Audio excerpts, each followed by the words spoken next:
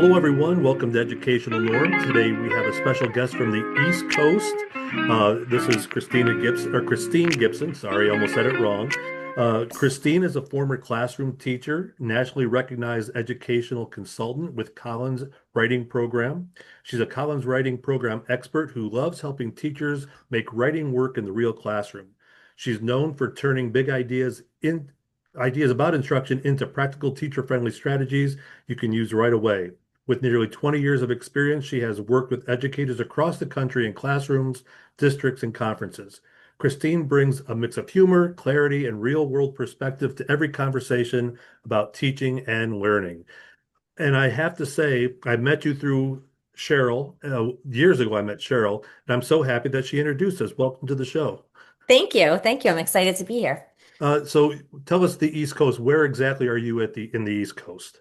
So I'm in Central Jersey. Okay. There is a Central Jersey. Some people will argue that there's not, but there is. I'm in Hillsborough, but nobody's ever heard of Hillsborough. So Princeton is probably the closest to where I am. Okay. So yeah, it's a prime location. We're, an hour from New York City, an hour from Philadelphia, an hour from the beach, an hour from skiing. So pretty accessible place to be. That's great. I didn't know Yeah, New Jersey had that many options, honestly. we do. That's great. We do. Yes, that's a good thing. You don't hear many good things about New Jersey, so it's nice to hear the good things once in a while. We're not just Newark Airport. So don't judge Yeah, New Jersey based on Newark Airport. That is not something you want to do. So, good advice.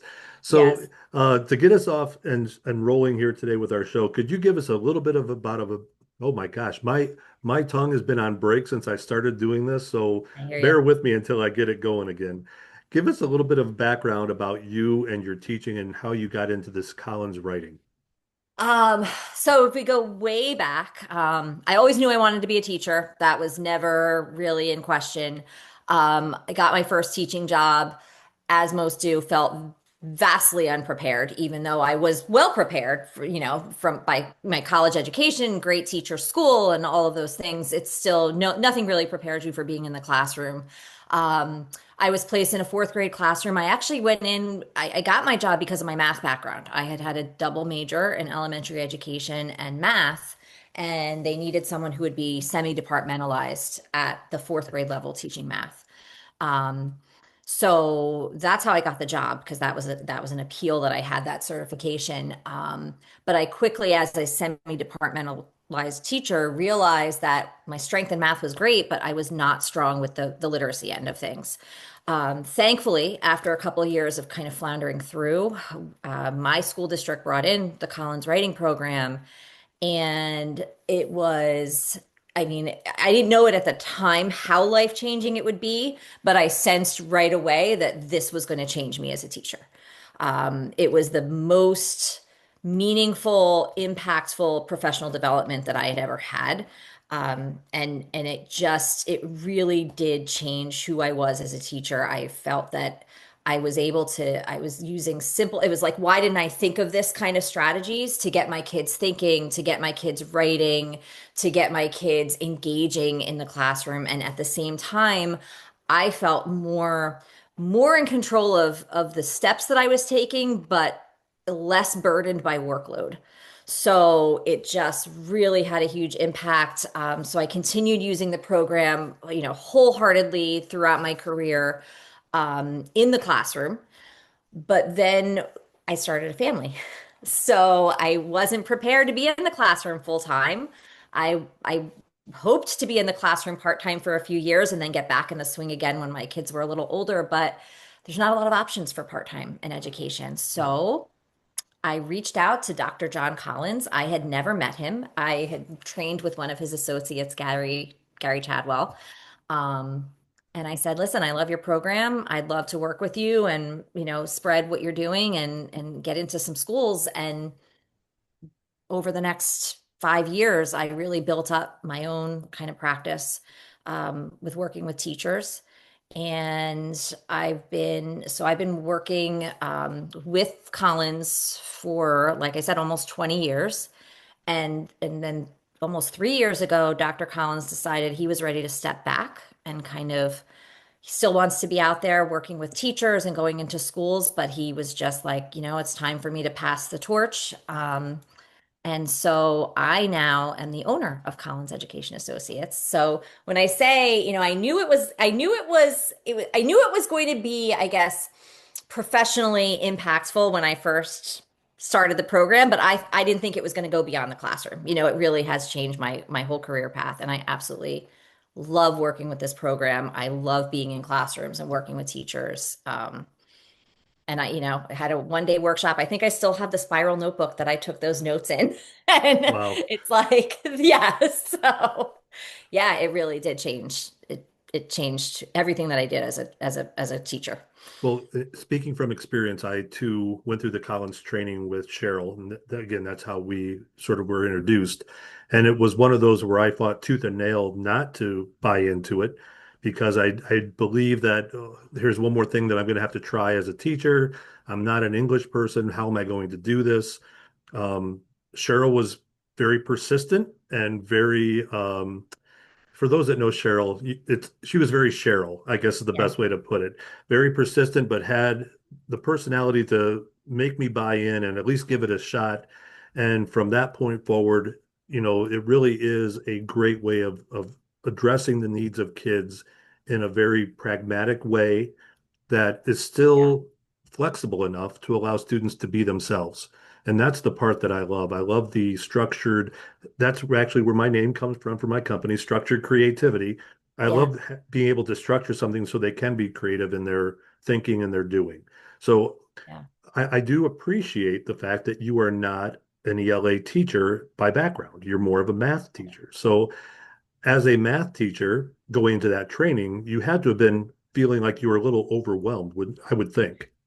Yeah, well, I always say math was my first love. I mean, I listen, I do Sudoku puzzles and jigsaw puzzles for fun. Nothing gives me more joy than a challenging algebra problem that I can set up in rows and columns. That's like Oh my my. thing. And through college, I always kind of, one of my good friends was a elementary education and English major, and I was like, I don't want to be you. You're writing papers, you're doing. So I did not have a high level of comfort. Right, you're right with writing as a person, and I think that's a lot of our teachers. We assume just because teachers are in the classroom that they're good at all the things, but there are teachers who fear math, as much as I feared writing. But I think what grabbed me was this. What they're really, and we can talk more about the program, but there are really kind of two prongs to the program. There's yes, we can with Collins, we give you a structure for teaching kids how to write. But really, a big part of what we do is also teaching how do we use writing as a tool in our classroom. As classroom teachers, our number one priority is that the kids learn our stuff, whatever it is, from Mhm. kindergarten phonics all the way up to, AP, government. We want them to learn our stuff. Writing isn't just about the product. We have to assign writing. It's about how can we use it as that tool to get kids thinking, to get kids engaged and do all of those things. So I think that's where my math mind kind of started to buy in and be like, okay, I get it now. This is going to help kids remember the stuff I'm teaching them. This is going to help them kind of organize some of their processes in their head. And it's going to give me information about what's going on in those heads. Right. I can see it on paper. It's not just that glazed look or that I don't get it. It's like I can see on paper what they're producing. So I think that's when you think of writing as not just an end process, but as a tool, I Right. think that's Well, significant. in one of the districts that I worked in, we had a K-12 writing initiative, and we found that our math reasoning scores went up because it is that idea of getting your thoughts down on paper, and that writing piece was an integral part of that reasoning score being improved. So it's one of those where I don't have the data in front of me, but we went from a level that we were not satisfied with, hence the reason we started the discussion, to, oh my gosh, look what happened when we started doing those things. It really was an eye opener. So Yeah. one of the things that you alluded to was these two areas of your company. I have to ask you, as a former teacher and an educator, what is it like going into the business world, and then how do you run Collins? What tell me about the business of Collins Education Associates. So that's the hard part for me. So I'm a like I said, I knew all my life I wanted to be a teacher, and I am a teacher. So running the business is a challenge because where I want to be is in a room full of teachers where I can give them something that's going to help them, or in a room full of kids where I can feed off of their energy and get them excited about things and get them thinking and learning and really feel that. So the business for me is difficult because I'm isolated. I'm a one person, owner, and we're a relatively small company. So I don't have a team. I have a team of consultants who do the work that I do in the classrooms and in the schools, but I don't have a social marketing, social media team. I don't have any of those Hmm. things. So that part of it has definitely been there's a learning curve to that. But what I'm finding is that the more and more thought partners I can find, like people like yourself, I was just on a call earlier with another colleague that was recommended to me by a colleague, and he and I were kind of brainstorming some work we're going to do for the ASCD conference this summer. And it's like I said to him, I said, it is such a relief to be able to talk to somebody and get some ideas on how we can get our message out there and how we can be more effective when we work with teachers and when we work with students. Right. So Well, so with that being said, we've talked earlier about the word of mouth marketing is where we're strong and how our businesses have grown just from we do a good job in one place and then yeah. they tell somebody else and so on, so on. So tell us about so we can get your word out a little bit more. Yeah. Tell us about Collins. Yeah, so I can't take credit for any of this because I did not create it. This is Dr. Collins, and hopefully we can get him to listen to this podcast. We'll have to, show him how to do it and get him all, lined up. Um, but this was his creation, and he created this about I think a little more than 30 years ago. So this is not new stuff. Mhm. Um, but everything he created was grounded in the research of the time. And what we found is over the years, um, the research has kind of grown with us. We've made adjustments to how we do things, we've made improvements, but the key research that he based this program on has been repeatedly kind of validated over the Mhm. past 30 years. So that's important to know. Like, this is not just like, oh, I have this great idea and it's really cute. We have five types of writing. Let's call it, the five types of writing. Like, this was really grounded in research. And so, like I said, there's kind of two prongs to the approach. We look at how do we teach writing? How do we improve writing? How do we improve the product of writing? But also, how do we build build writing into the classroom as a tool that we use? We teach reading during the day, but kids are reading throughout the day. They are reading instructions. They are reading notes off the board. They are reading articles. They're reading a textbook. They're constantly reading, but for some reason we don't think of writing that way, but that's also what's happening. Kids are always writing. So we look at it as how can we kind of maximize that use and use it as a tool. So we have these five types of writing, basically. Um, Type one and two writing are kind of your quick writes. They're the writing as a tool kind of writing. And I say that's writing to learn. So, we teach teachers how to ask the right questions and prompt kids thinking in classroom and get them writing for any 60 seconds. We're not talking about big things where we have to, take out a weekend retreat and, move all the things around in the classroom. Like, this is just like, hey, we're thinking about something right now, jot that down. But we give teachers a little more structure for doing that. So, a lot of teachers are like, oh, I do nows or I do exit tickets. Yeah, the quick writes, type ones and twos are great for those things. That by doing that, kids are building fluency as writer. They're getting used to Mhm. putting things on paper. They're getting used to being held accountable. They can't just sit back and wait for the kid who always volunteers to volunteer once again. And I get a formative assessment, and it's more than just a thumbs up or a head nod. So we do a lot of work with that, and that's really usually where we start. And as a math teacher, that's where the buy-in came for me. I was like, okay, I can do this. I'm asking these Mhm. questions all the time. I'm asking them what are the characteristics of polygons, but I'm calling on different kids. Why don't I just ask them to jot them down? Like, what? So it's like, why didn't I think of this myself, Right, right? right. Like, but Simplistic, but oh yes. but the reason we don't, I think, is because we have been taught or trained, whether purposely or not, to think that if I ask kids to write something down, I then have to collect it and grade it. And that's just not the case. Um, it's just not. We writing can be meaningful without it being a grade. And what I'm seeing so much in classrooms now is that kids are so grade driven that what they're doing has no meaning. They're just doing it for that grade, especially when they get into middle school and even worse in high school. So, we train teachers on how can you ask kids to write something down and not collect it and grade it, but still feel that it's had a purpose. So, Correct. we talk on that end, we talk a lot about retrieval practice, and there's so much out there on retrieval practice now. If you're looking for information, Pooja Agrawal, she's kind of the name that comes up constantly. But she and many other researchers have found that when we have to try to remember something, it helps us remember it.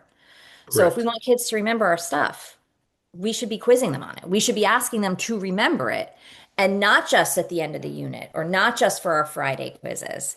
So that the type 1 and 2 part of our program is really getting at that retrieval practice.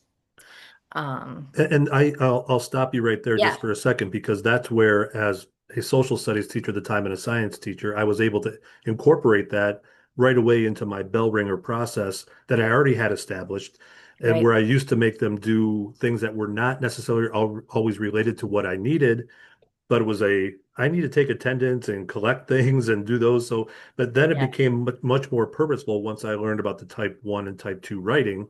And I yeah, started doing what if questions for those kids that they would just go off and be able to write very short and sweet. And we would talk about it and set up for the day. So I yeah, see the value in that right away. And the more you write, the more they're accustomed to writing, the better the writing will be, as long yeah, as you're giving the proper feedback. So all that yes. ties into not just good writing, but good teaching. Yeah. And I think there is still a hesitance, like, oh, are you sure I don't have to collect it? And part of this too is, we're giving, I mentioned type 1, type 2. We're also providing teachers with a common language to use so Correct. that as kids are moving from class to class, they're going to hear if they're asked for a type 2 in their period 1 science class, they may then be asked for a type 2 in their period 3 social studies class. We don't have to now launch into a huge explanation of what that means. Kids are ready, they know what it means. I've communicated that really clearly, and it doesn't I don't need to do a workshop with the kids either. I just go in a classroom, we do a type 2 and that's it. And I'm like, now you know what type 2 is. We just did one. That's what it Right. is. Right. So that common language also builds some consistency, from class to class, from grade to grade. And we use this as young as kindergartners, where they're maybe drawing a picture to show what they're thinking about. What was your Hmm. favorite part in the story? Draw a picture of it all the way through to, very complex questioning. So that's really like the writing to learn part of what we do. And for me, like I said, I think for me and for a lot of other teachers, that's where we're really like, okay, I get this. This makes sense and it's going to help kids remember my stuff. That's a good thing. Yes, it is. That's So, yeah. And it's 5 minutes that you're not up at the front of the room repeating the review. Let's review, but then you're doing the talking. You're without a saying all the doubt. things. Pull it out of them. Like I say, instead of trying to force stuff into them, they don't want stuff forced into them. Instead of pushing it in, try pulling it out. Right. Get And it that's a out of great questioning strategy. Every child needs time to process. And what's them. better at processing than putting your thoughts down on paper? So when you are called upon, you have something to fall back on to answer that question. It really is, again, great teaching methods that go along hand in Yeah. hand with the program. So after the type Yeah. 1 and type 2, I know there's 5. So Yeah. can you just give a quick Good, good, good. overview of the other, Yeah. well, 3? Yes, The I other can three. add. So the other three fit into their own category. And I usually say this is learning to write now. Now we're getting into when teachers think of writing, we're getting closer now to what they think of as writing. They think of, I'm going to give them an assignment, I'm going to give them a prompt or a topic, and they're going to write about it. And depending on the age, they might write about it for 15 minutes, or it might be a 3-day project, or it might be something that's due the end of the month. But this is more that kind of assigned writing. And I always say it's going to be collected and graded, typically. So that's type 3, 4, and 5 all fit that descriptor. Whereas those type 1s and 2s, they're kind of in the moment. They stay in the kids' notebooks and they're a tool. This is now learning to write. It's teaching the kids how to write well.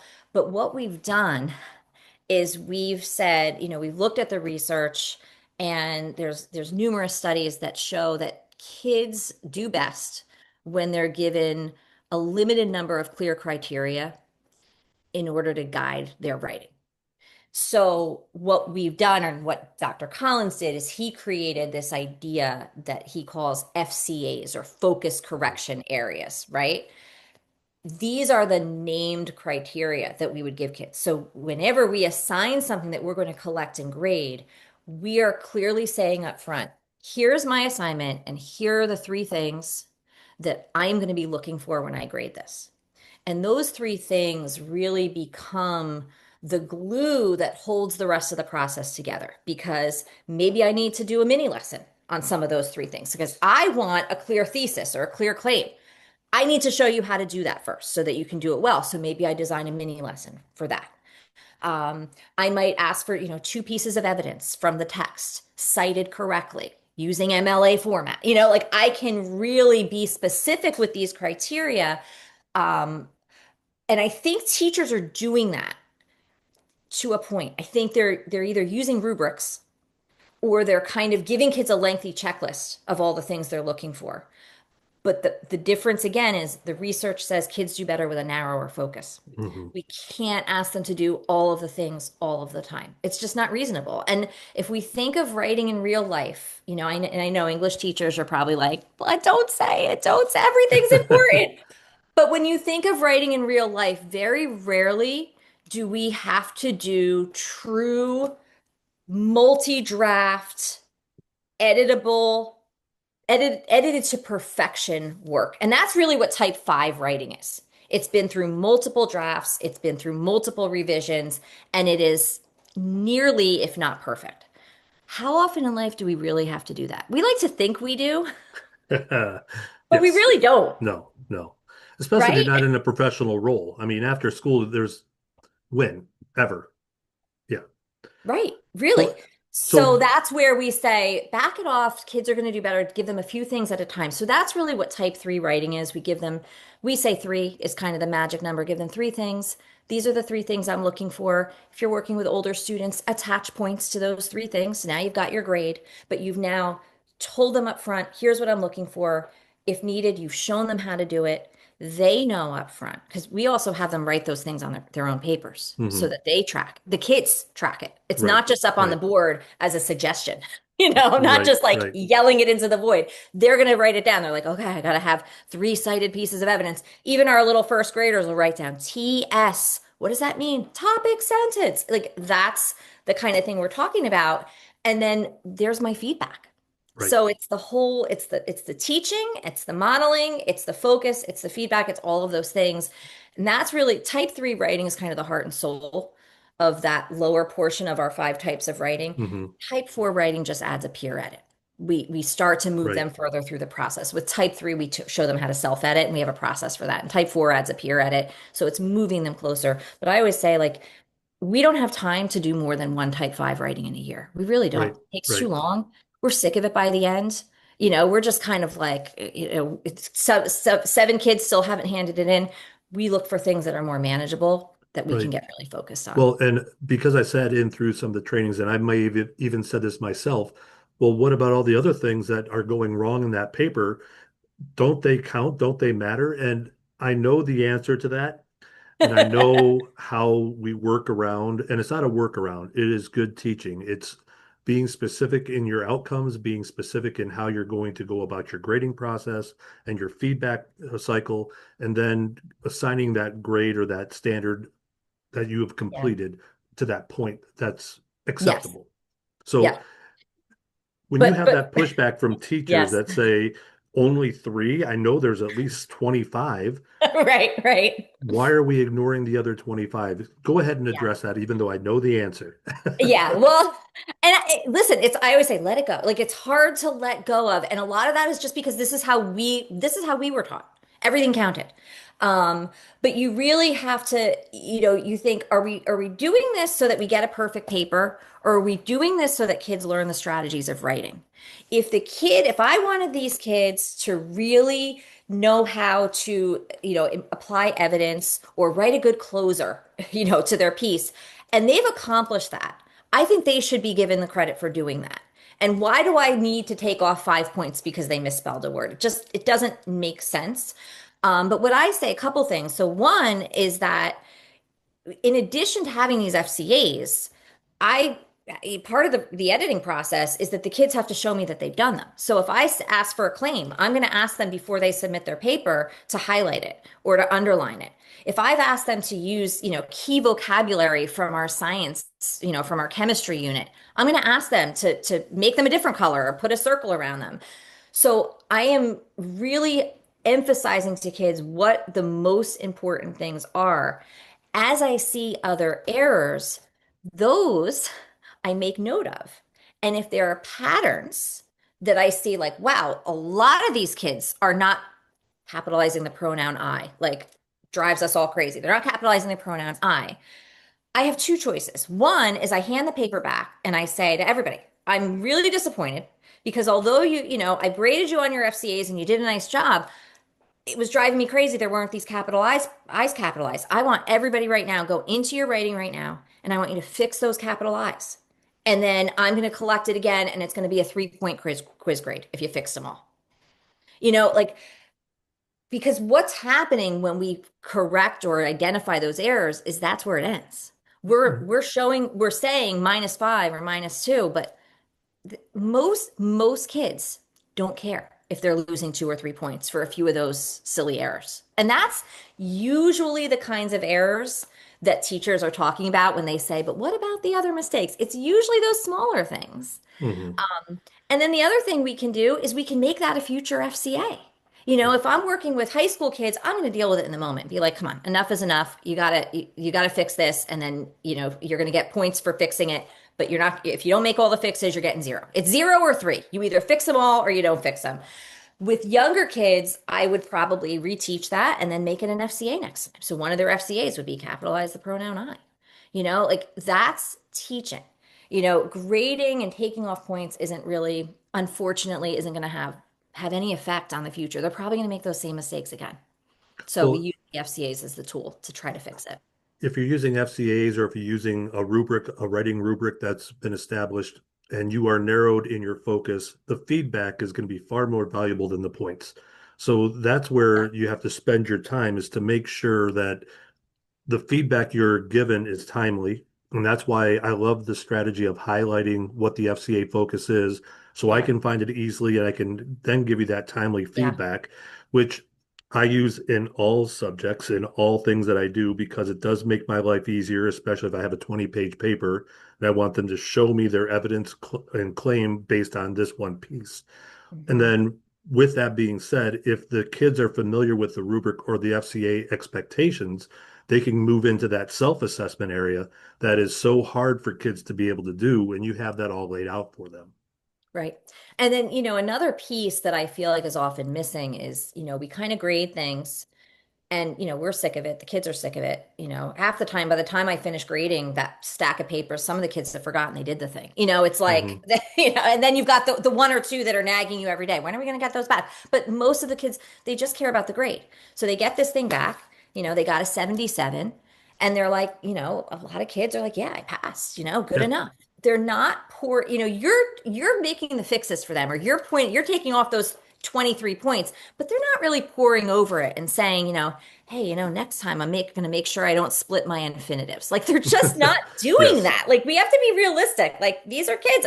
I would love to change them. They're not going to change. And this is not new. This is No. how teachers have been complaining about this for decades. So the other thing we say to teachers is if you want kids to address your feedback, yes, some teachers have great processes for having the kids do a rewrite or a resubmit. That's great.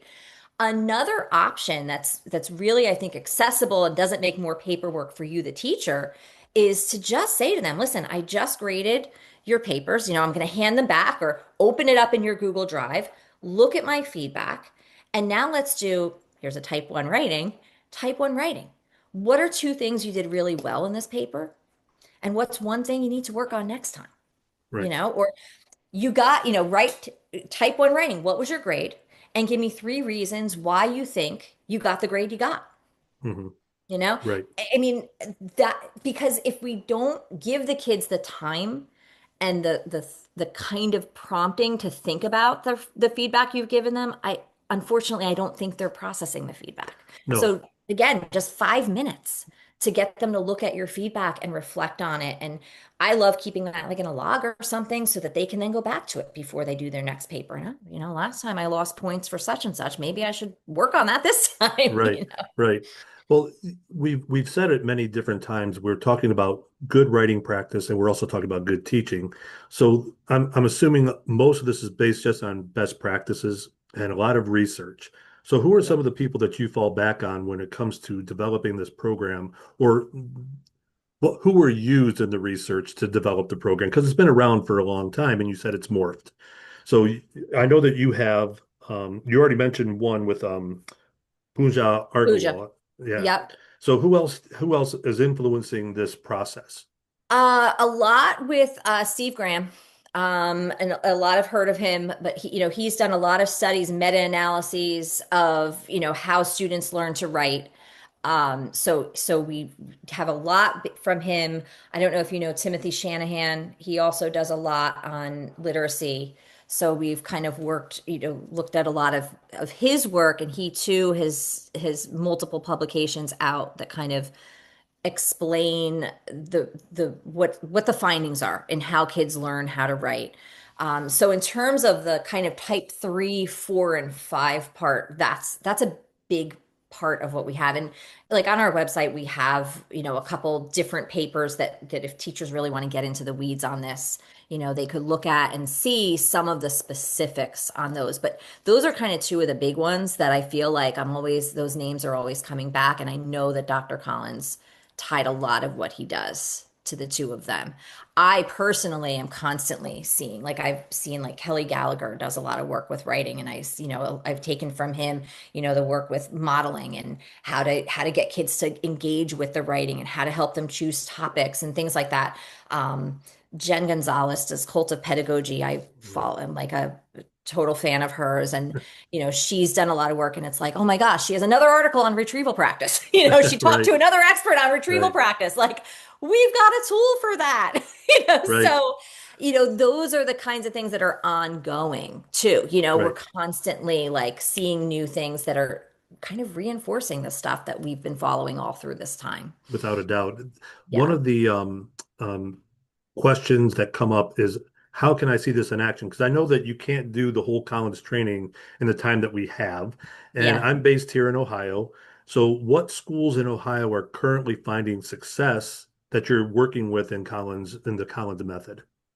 Well, I work with quite a good chunk of schools in Ohio. I started working at one of their ESCs, the Midwest Regional, and I got contact with a lot of school districts. So I've worked with a lot of school districts specifically in that region, but also other parts of Ohio. I've worked in different states, but in Ohio, I would say right now, I would say our best school, like I'm really proud of them, is Riverside Local Schools. They have done just a really nice job. I worked with them over, I think, a 2-year period so far. I've been with them, and they just did a really nice job of providing the support for their teachers. We can all do a 1-day workshop that'll be entertaining, get you your 6 hours of PD, and we kind of move on. But the difference with a district like Riverside is that they really kind of made a commitment, and their teachers bought in. So we did a series. I went in and did an introduction. I went in and modeled in their classrooms. I went in and visited classrooms and coached teachers in the process. We sat down together and developed FCAs that are related that are directly tied to the different genres of writing and the Ohio standards for those genres. We talked about what about the text responses that are on OST, and so all of those things we kind of had like a multi-day plan where I really worked closely with the teachers. And what's really exciting is that their elementary principal. I was working with the elementary. Dr. Collins was at the high school. The elementary principal reached out to me like the day test scores came in, and he reported and he broke it down for me. But his overall was that they had an increase on average in grades 3 to 6 of 133% Whoa, in writing proficiency over 3 years. whoa, 133%.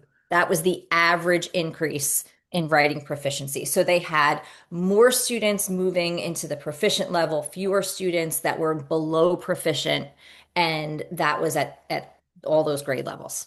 So, That's an amazing statistic. And I yeah, have to say that when we did the writing initiative, I didn't realize how much I was using Collins when I was helping with the process. But a lot of the things that we implemented were exactly what Collins does. yep, And I think it's one of those where it, it's it's good, but they don't know how good until it's in front of them, and yeah, how the implementation isn't as difficult as many think it is because they're already doing that in their classroom, but now it's intentional with specifics on how yes. and what to look for. So Yeah, I, and I'll give you an example. I went into one of their second grade classrooms and, outstanding teacher. And we had worked, I told you we have kind of a process that we teach for teaching the kids how to revise and edit their own work. And after the teacher had, she'd been practicing this with her second graders, and I went in to see how it was going. And this was about, I would say, mid-year, the second year, and the kids had just finished their writing and they had read their work to themselves. And she said to them, "Now, how many of you found something that you could fix or improve in your writing?" Normally, think of your classroom. Normally, one or two kids are like, "Yeah, I added an S," or, "I right, found a right, missing word." Every single second grader found something that they could fix. And they were all excited to go up to the document cam and bring their papers and show what they had fixed. And some of them, they were the little things. They were, I missed a letter here, or I misspelled a word. But there were also kids who were saying things like, "I thought my topic sentence was kind of boring," or "this part didn't sound right." That was second graders. I mean, imagine what we can be doing with our high school kids when we train them to do that, when we right, make that part of the process and don't just send them back to check it. Go right, back and check your work. right. Because she was using a process, it really, so that to me was like one of the most exciting moments for me, was to see these like little 7-year-olds like, Right. you know, "Can I come up and show you how I made this better?" I mean, if that's not progress for them, I don't know what Well, is. and not only are they going to see progress in that year, but imagine now that group has those skills moving into the next class, and they're going to Exactly. take those skills, and that consistency of the program really does make it a K-12 initiative to move kids forward and make them the best communicators they can be. Yeah. So I love it. I love that piece Yeah. of it. And to have that kind of growth in a year is Yeah. absolutely amazing. And I'll tell you, my colleague Bill Atwood, he works in Brentwood, New York. Big different district, very different from Riverside. So, he's been working there, and he works with their math teacher. So that's what they were really looking at. They were looking at strategies for improving their math scores on the New York assessment. And he's been there over a period of years. It's a big commitment. He's, done a lot of work with them, similar work to what I described in Riverside. But he shared with me that just in their first year, third grade scores shot up from 15% of kids being proficient in math to 52%. So that is a huge change. Fourth grade, I think, went from like 27% to 35% proficient, and then again went up to 43% the second year.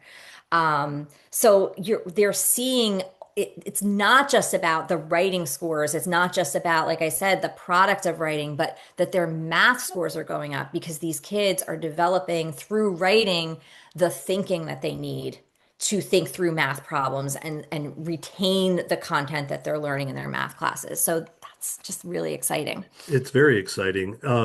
One of the big pushes that I'm hearing right now for professional development, it's writing, but also in the age of AI, how is this writing going to be impacted by AI?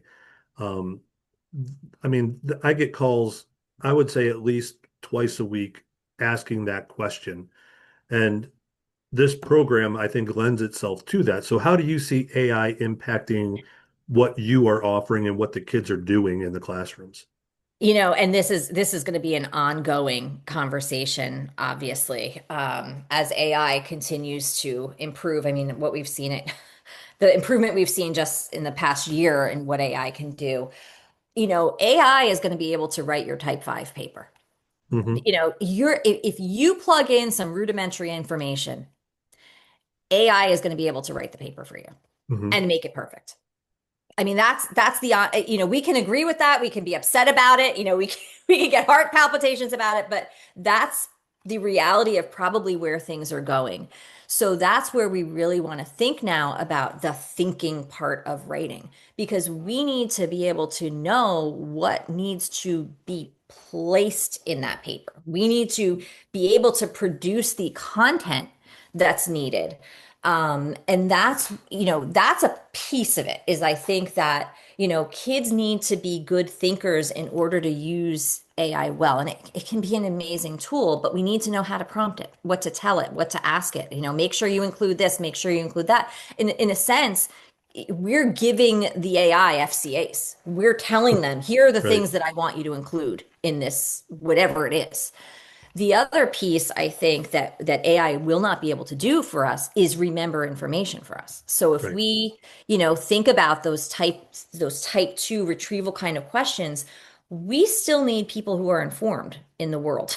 Hmm. So if we still need kids, now maybe, some memorization of rote facts will be different, but we want kids to understand causes and effects. They might not, we can look up the date of a battle, but we want to be able to understand the effects of that war or that incident. And that's where using the type 2 writing, I think we need it even more Hmm. because I personally think our brains are getting lazier. I find myself resorting to AI and, I'm a writing person and I'm like, how am I doing this? Like I question myself every time. I feel like a little guilt, but I think our brains are getting lazier and we already, like you and I, Norm, we have developed brains. Hmm. What about these, Well, I may not. Just let's be honest. what about these 10-year-olds who they haven't fully developed their brains. They haven't formed the connections that are creating content memories for them. I think it's more important than ever that we get kids retrieving information so that they can remember it Hmm. and build their catalog of Right. information in their brain. And that's another thing. The question I get all the time, screens versus handwriting.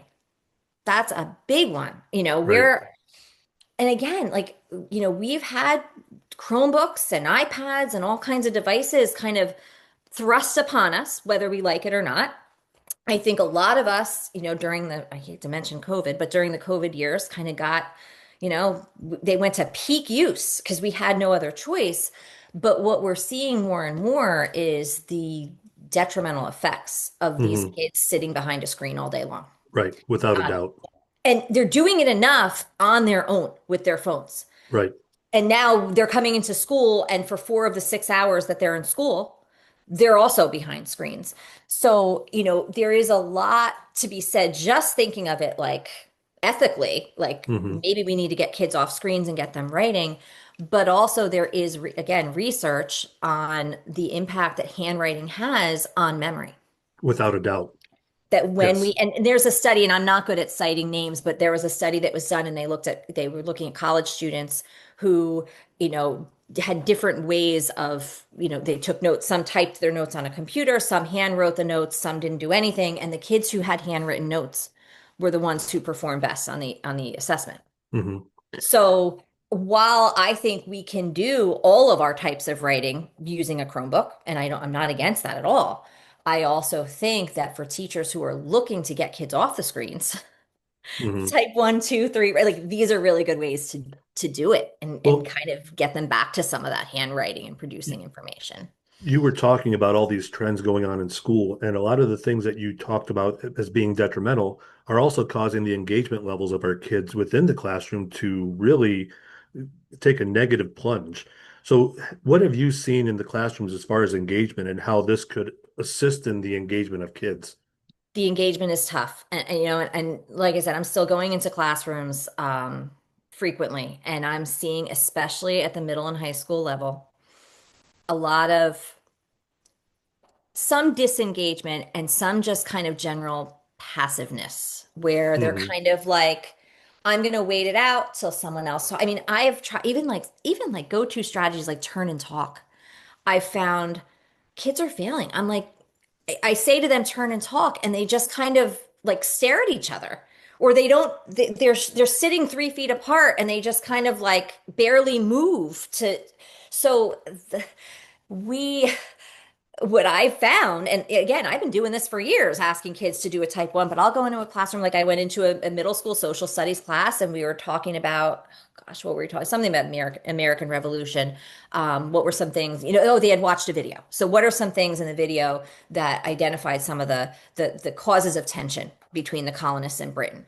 And they had that was the question. And it was like, well, they watched the video, great, and then we asked the question, and the typical one kid's hand is up. Hmm. And I don't know the kids, but there's a general sense that this is the kid whose hand is always up. So right away, what do? We can call on him and I can have a great dialogue. I can give the answers. But instead, I said, listen, you guys had this information. So everybody write down 3 things that you think were things that created the tension. What was going on that created this tension between the two opposing sides? And every kid wrote something down. So even the quieter kids, even the kids who are like, oh, every teacher's like, I don't know about Johnny if you can't. Right, Every kid wrote something down. Some of them were a little stuck, and you kind of prompt them. You go, oh, remember about the taxes. You kind of give them a hint because I want them to be successful. Every kid had something written down. We then follow it with, okay, now turn and talk to each other. And with some, I'm like, listen, you have ideas on your paper, now you have something to talk about. And then I was able to kind of peruse the room and I could just really cold call on kids, but it's more of a warm call, right? hmm, But now I can say, like, hey, Norm, I see you had 3 great ideas there. Which one do you want to share with the group? right, And I've already validated that, I'm not gonna look at your 3 terrible ideas and then say, hey, Norm, tell us one of your terrible. I've already validated that you've got some good ideas and you don't actually participate a lot in my class. But now you can right. because you had something on the paper that I could see and I could build that confidence. So I think by using, again, we talked a lot about the retrieval aspect of, say, a type one or a type two writing, but that engagement piece is huge. And I've seen kids who are very, very, very worried about participating. They don't raise their hand. Right. There's the ones that choose not to because they just don't want to bother. But a lot of kids are just they don't have the confidence. But I've seen that by doing this, they really grow in confidence because they're validated first and they know it's low risk, and so Right. it's really a win-win. Right. And I've been doing a lot of reading on just the questioning order and the things that you need to do when you do some great questions. And it always comes back to that processing time to allow kids that uncomfortable quietness sometimes we get when we ask a question. And that one kid raises their hand and we're like, can you let the other people just think for just a little bit before Right, you shoot that thing up? right. And not that they're always right either. I mean, that's the other thing. So Yeah, the idea of processing, it gives everybody that same time frame to yeah, sit there and truly think about what they want to say yeah, before they're put on the spot. So and yeah, and then they can bounce off their peer before you even show yes, up. It is those types of things that I think we have to be more aware of because of the anxiety of this generation, because for of sure. the discomfort of being in the classroom with other kids. For some of them, that is a nightmare in and of itself. And now we're saying, Yeah, put yourself on the line and tell us what you don't know. It right, really is hard for a lot of kids to right, do those things. So right.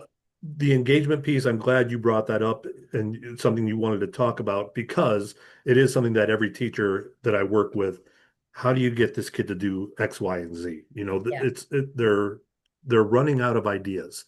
So I'm hoping that this will, generate some yeah. of those ideas for them. And it's in short doses. Like I said, we're not talking about asking them to write a 20-minute response here. It's just jot a few ideas down.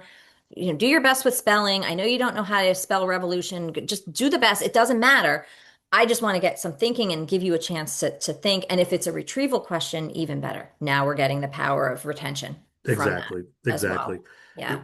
It's amazing how fast our time goes. We're getting towards the end already. It is Wow. absolutely crazy. In our next podcast, we can talk about how we could integrate and have one writing happen across multiple subjects Oh, and have yeah. everybody have different ideas Oh, within that would that be so structure. cool. That we actually did that in Dundee when we got into our teams after Cheryl talked with us. So we tried some of that, and I graded on the social studies, and the English teacher graded on what she was focused on, and it worked out great. That's awesome. So, again, another podcast. So I'm going to finish with, what do you see as the next step for you and Collins and the writing process?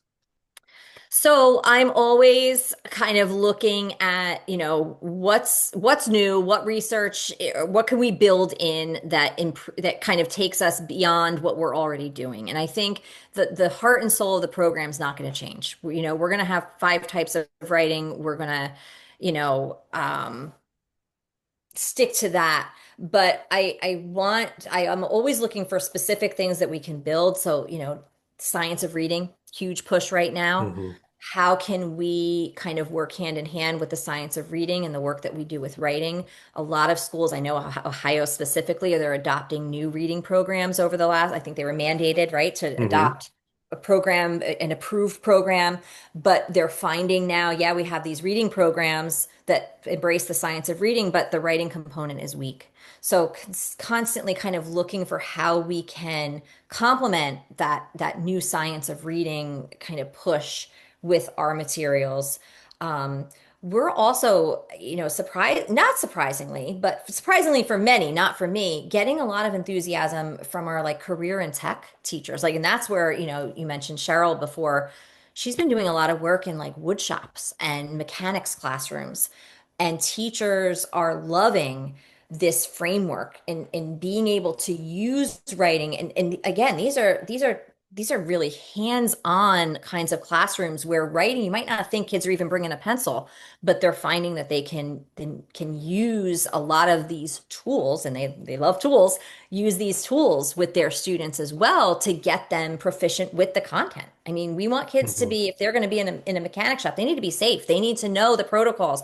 So this is really helping with that. So we're looking, I'm working with Cheryl now. We have some resources for CTE teachers, but we're trying to build a little bit more for that world.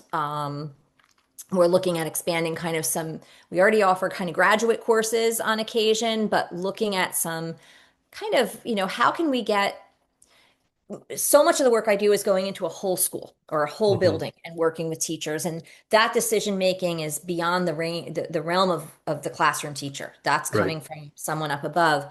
But what are some options that we could build in for, one or two classroom teachers or a small cohort of classroom teachers who are, kind of have their interest peaked and are like, well, I want to learn about this, but my district's not going to do it yet. So what can I do? So we're looking at, we already kind of created an a la carte menu on our website of some topic ideas, and we're kind of piloting some kind of really small focus group sessions. And eventually, I think we're going to probably try to develop something that's more asynchronous that teachers could kind of download and do on their own time. Because there is a lot of interest in the classrooms, but those teachers are not at liberty to bring in a program. So how Right. can they get the information on their own? They So don't control the money. Let's just be they honest. don't. They do They not have don't. that kind of access.